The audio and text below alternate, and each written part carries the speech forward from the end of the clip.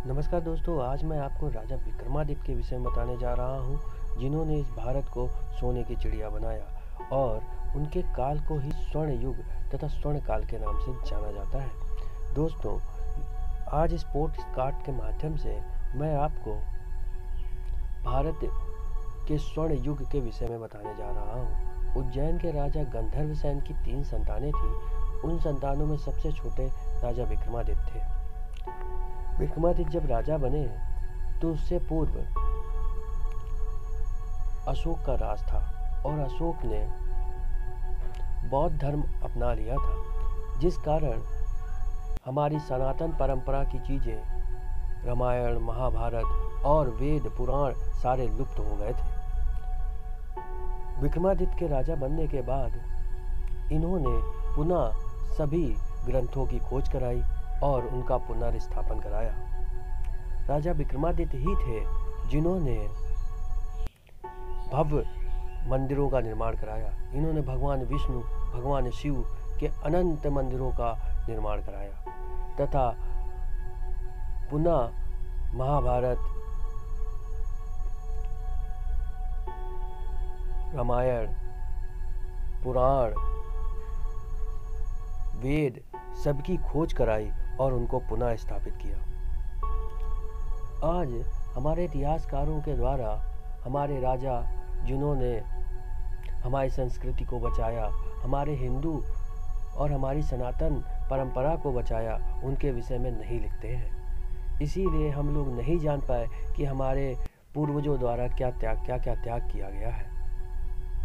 दोस्तों, यही चीज़ें इस समाज को तोड़ने का काम करती हैं। राजा विक्रमादित्य ही थे जिनके नाम पर आज संवत, विक्रमी संवत, हिंदी कैलेंडर आप जानते होंगे, ये चलता है।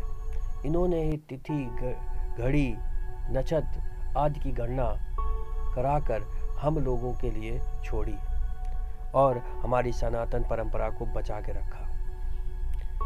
भारत को सोने की चिड़िया कहा जाता है, ये सब जानते हैं, पर सोने की चिड़िया या किसी मुगल काल में नहीं थी।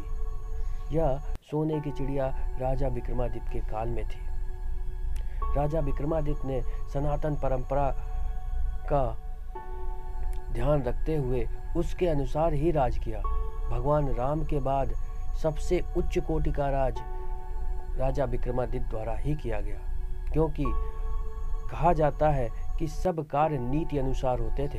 देवता भी राजा विक्रमादित्य से न्याय लेने हेतु आते थे और राजा विक्रमादित्य का न्याय इतना प्रसिद्ध था कि संसार में उनकी हर जगह ख्याति होती थी। कहते हैं कि उस समय भारत में इतना बहुमूल्य कपड़ा उत्पन्न होता था कि विदेश के जो व्यापारी आते थे वह उस कपड़े को खरीदने के लिए स्वर्ण दिया करते थे और तौल कर स्वर्ण से कपड़ा दिया जाता था। अर्थात यदि 1 किलो कपड़ा लेना है तो आपको 1 किलो स्वर्ण देना पड़ेगा। इस तरह भारत में इतना स्वर्ण आ गया कि राजा विक्रमादित्य द्वारा स्वर्ण के सिक्के चलाए जाते थे। यदि आपको विश्वास नहीं है तो आप गूगल में देख सकते हैं कि राजा विक्रमादित्य के समय किस प्रकार के सिक्कों का चलन था और भारत उस समय स्वर्ण की चिड़िया अर्थात सोने की चिड़िया बन गई थी। कहते हैं कि उस समय भारत के पास इतना धन था कि वह हर व्यक्ति अरबपति अर्थात उसके पास इतना पैसा था कि वह कुछ भी कार्य कर सकता था। कोई भी निराश नहीं था, कोई भी दुखी नहीं था। सभी सनातन परंपरा और अपने धर्म का पालन करते थे और नीति अनुसार ही कार्य करते थे। राजा विक्रमादित्य ने ही हमारी सनातन परंपरा को बचा के रखा और हमारी सनातन वेद और सनातन किताबों का पुनरुत्थान कराया। ना जाने कितने मंदिरों का निर्माण कराया, ना जाने कितने मंदिरों का पुनर्निर्माण कराया, कितने भगवान शिव के मंदिर निर्माण कराए, कितने भगवान विष्णु के मंदिरों का निर्माण कराया। पर आधुनिक भारत ने राजा विक्रमादित्य को भुला दिया है। शायद हम लोगों की किताबों में राजा विक्रमादित्य का जिक्र भी नहीं आता है। आपने यदि पढ़ाई की होगी तो आपने देखा होगा कि हमें केवल मुगल काल या अन्य काल के विषय में अधिक जानकारी दी जाती है, ना कि हमारे सनातन राजा विक्रमादित्य के विषय में।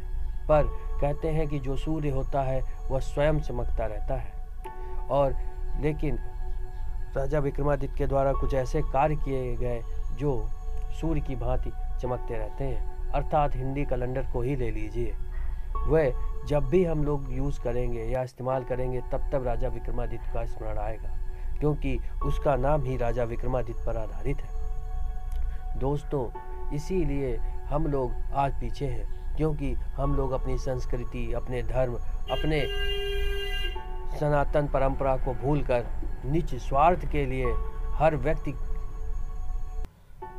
के साथ जुड़ जाते हैं। ऐसा नहीं है। यदि आप नीति के अनुसार कार्य करते हैं तो आपकी तरक्की निश्चित तौर पे होगी। तरक्की केवल धन से या आपके उच्चतम स्तर पर पहुंच जाने से नहीं होती। तरक्की आपके मन से होती है।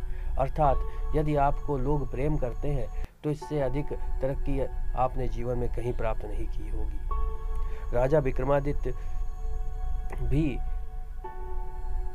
संन्यास लेने के लिए जा रहे थे, तब इनके गुरु गोरखनाथ जी ने रोका और कहा कि हे राजन, तुम्हें जगत कल्याण हेतु कार्य करना है। तब राजन ने यह संघर्ष शुरू किया। दोस्तों, राजा विक्रमादित्य के विषय में हम जितना जानते थे मैंने आपको उतना बताया, लेकिन इनके विषय में अत्यंत कहानियाँ प्रचलित हैं जिनके बारे में मैं अगले पोस्ट कार्ड में आपके सामने लाऊंगा। तब तक बने रहें हमारे साथ। हमारे पोस्ट कार्ड को शेयर करें, सब्सक्राइब करें और रोचक जानकारियों के लिए बने रहें हमारे साथ। धन्यवाद।